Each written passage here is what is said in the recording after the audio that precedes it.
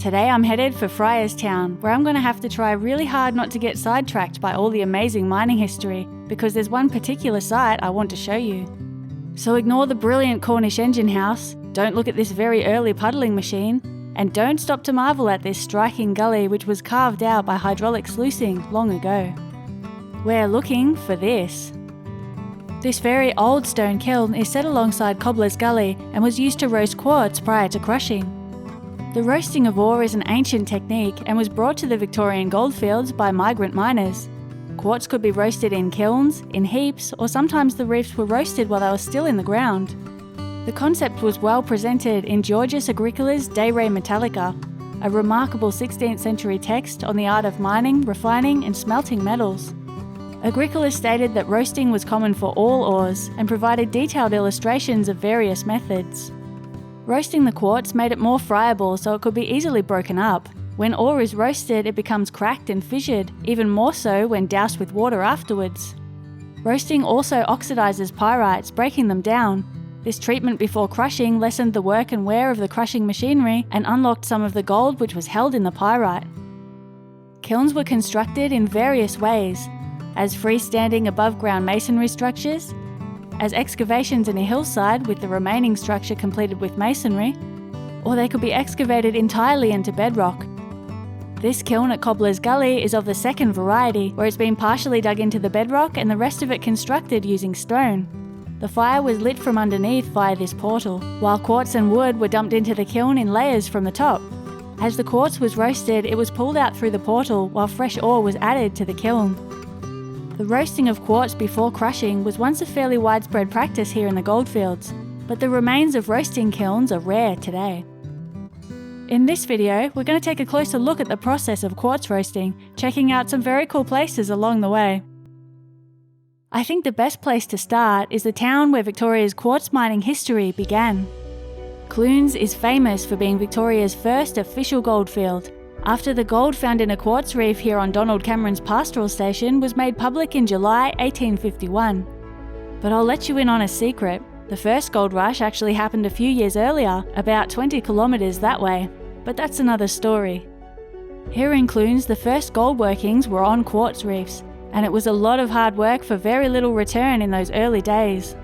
The quartz was being excavated and crushed by hand as there was no crushing machinery to be had at the time, so it's little surprise that when the alluvial fields of Buninyong and Ballarat were discovered soon after, Clunes was largely abandoned in favour of the easier ground. These and the subsequent discoveries of the Mount Alexander and Bendigo goldfields sparked and maintained a gold rush of almost unbelievable proportions, but Clunes wasn't forgotten.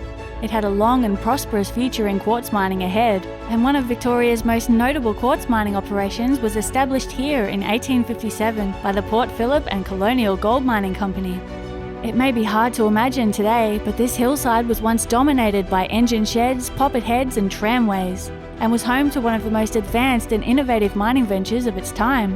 The Port Phillip and Colonial Gold Mining Company invested heavily in equipment and research, amassing a great wealth from the quartz reefs which lay beneath this hill. In the early years of operation, ore was roasted in huge stone kilns before crushing, and we can still see the remains of them here today. Any ore which was not naturally oxidized by weathering or which was too large to be put through the stamp battery was first sent to these kilns to be roasted, quenched with water, then smashed up by hammers. The Port Phillip Company's first set of kilns was presented in this amazing model of the mine, which was constructed in 1858, and their operation was described in the same year as follows. The quartz intended to be calcined is delivered at the mouth of the kiln upon a temporary dumping floor, and from thence it is filled into the kiln by 3 men employed by the Port Phillip Company. The fires are started from below, and wood and quartz are filled in alternately, almost without intermission, except during a portion of the night and on Sundays. During the greater portion of the 24 hours, however, the process of withdrawing is constantly going forward, and the mouth of the kiln presents the appearance of an inverted cone, down the sides of which the burning mass is slowly passing as the 3 men below withdraw its contents. The first operation connected with this part of the work is to loosen the mass at the discharge mouths, of which there are 3 at the bottom and centre of the kiln. The internal orifices are about 3 feet high and 2 feet wide, and are reached through long arched cone-shaped passages. By means of long iron claw drags, a sufficient portion of the calcined quartz is drawn out onto the floor of the passage, where it is suddenly cooled by cold water being thrown upon it from a reservoir near at hand. This operation has also the effect of rendering it more friable. The larger lumps are then broken easily by the men with hammers, it being necessary that all the quartz should be reduced as nearly as possible below a maximum size of about 4 inches cube before it is put under the operation of the stampers.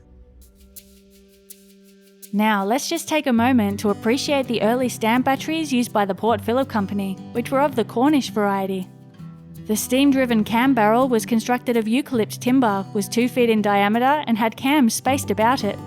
These cams lifted, then dropped the square wooden stamp stems, which were each shod with cast iron heads weighing about 340 pounds. These were different to the improved Californian-style batteries, where long curved cams rotated the stamps while lifting them, avoiding uneven wearing of parts. I think these Cornish stampers are a very interesting feature, so I had to show you. In the 1860s, the Port Phillip Company installed a hydraulic rock-breaking machine, a type of jaw crusher, which broke down ore much more efficiently than the slow and tedious process of roasting and breaking quartz by hand before sending it to the battery. The kilns were no longer required. But the practice of roasting ore went on, for as I've mentioned, the process had 2 purposes. In gold-bearing quartz, there is often a presence of sulfide minerals. These, among others, can include iron pyrite, a combination of iron and sulfur, and arsenopyrite, a combination of iron, arsenic and sulfur. Gold can be trapped within pyrites in varying amounts. There were 2 problems faced when treating pyrite through crushing and amalgamation. The first was that the way gold was enclosed within the pyrites meant that ordinary crushing would not properly release it, and the other was that the sulfides would sicken the mercury, interfering with the process of gold recovery. Roasting was beneficial for highly mineralized ore as it oxidized the pyrites, releasing the gold and driving away the sulfur and arsenic in the fumes.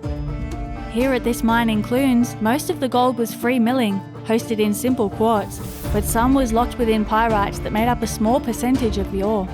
Now, in the early stages of mining here, the ore being extracted was close to the surface, and any sulfides present had already been undergoing oxidization through weathering, making it fairly simple to process for gold. The Port Phillip Company had always maintained the practice, uncommon at the time, of assaying the tailings from the stamp battery to determine how much gold was being lost. Once the mine approached the water table around 1859, the sulfide minerals weren't being naturally oxidized, and the amount of gold being lost in the tailings with the pyrite was now found to be quite substantial. Something had to be done. They began to experiment. And this is where things got very interesting.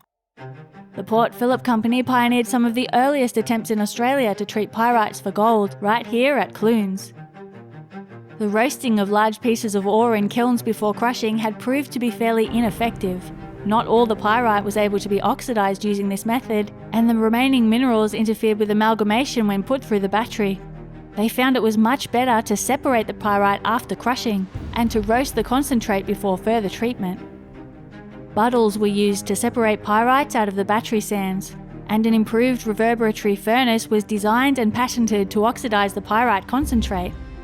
Once roasted, grinding the damp concentrates in a Chilean mill with mercury was found to be the most effective method of recovery. After much experimentation, by 1864 the Port Phillip Company had established a complete process and plant to recover gold from pyrite. They were considered world leaders in the field of metallurgical research. Today we can still see the scar left on the hillside by this early method of treating pyrites. This long depression marks the site of their reverberatory furnace's hillside flue, which ran up to a chimney at the top. Further innovative experimentation and advances by many industrious inventors throughout the rest of the 19th century saw the introduction of the chlorination and eventually the cyanide methods to more effectively recover gold from pyrite. But it all began with the primitive method of roasting quartz. Now, there's another very cool place I'd like to show you. This is Maldon, which has been declared as Victoria's first notable town, and one of the town's many notable features is the fact that they carried on roasting quartz in kilns here right up until almost the end of the 19th century. The ore here in Maldon was notoriously difficult to process, and this, combined with local sentiment regarding the kilns, resulted in their continued use. The remains of several sets of quartz kilns can be found about the town. The most impressive is situated at the North British Mine, where you'll find some of the state's most substantial surviving mining machinery foundations. Given the difficulties faced in dealing with the particularly hard and highly mineralised ore in Maldon, it is not surprising that the first air-powered rock drill used in Australia was imported here by the Mount Tarrangower Tunnelling Company. And Maldon's South German company was one of the first in Australia to introduce the cyanide method for treating battery tailings. The use of quartz kilns was certainly not without controversy. Throughout the 1860s, Maldon's local newspaper reported many times on the nuisance of the vapours coming from the kilns, which contained sulphur and arsenic. Arsenic settling on the roofs and gutters of houses, contaminating water, was a big concern. Public opinion throughout Victoria about the fumes emitted from quartz kilns varied so greatly that while some people were loudly insisting that their very lives were at risk from the noxious vapours, others spent hours loitering above the kilns, insisting that the sulphur and arsenic provided them with a boost of health and vitality. It was not unusual for sufferers of rheumatism to make their way up to the top of the kilns for a dose of the fumes, sulphur being a common remedy for their complaint. Now there's one last thing you've got to see. Surviving quartz kilns are rare in general, but a surviving example of an in-ground kiln is much rarer. So I'm heading into the bush outside Maldon, where there's a brilliant example I'd like to show you. 2 kilns have been excavated deeply into the bedrock, and their portals were accessed by these tunnels. As roasted ore was removed from the kilns, it was taken along these trenches, then onto a stamp battery. Take a moment to picture the scene here. The great heat coming from the kilns, which sent fumes thickly into the air, and the relentless stamping of the battery, which pulverized the roasted ore down to sand. This scene was commonplace about 160 years ago, but the only traces we see of quartz roasting kilns today are a few rare surviving ruins, scorched a deep pink colour by their long extinguished fires and slowly crumbling into the earth. Thanks for watching. If you'd like to support this channel, just hit the like button and share this video. Don't forget to subscribe and turn on notifications.